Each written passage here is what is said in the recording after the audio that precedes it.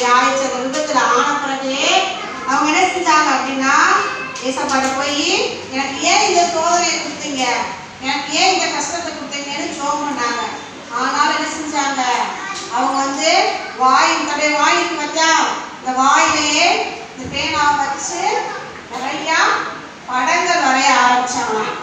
அந்த வாயில் கூட நினைச்சாங்க, வாயில 2 கையை ஆட்ட முடியாதுல்ல, காலம் செய்யறதுக்கு முடியல, படுப்பான்னு தெரிஞ்சுவாங்களாம். இந்த வாய் வச்சே அப்படி அழகா படம் வரைய ஆரம்பிச்சாங்களாம். சரியா? அதுக்கடுத்து செஞ்சாங்க, வக்கீலுக்கு படிச்சு நிறைய பேர் என்ன செஞ்சாங்க, இவங்கள மாதிரி முடியாம இருப்பாங்கல்ல, அவங்களுக்காக வாதாடி அவங்களுக்காக என்ன செஞ்சாங்க, நிறைய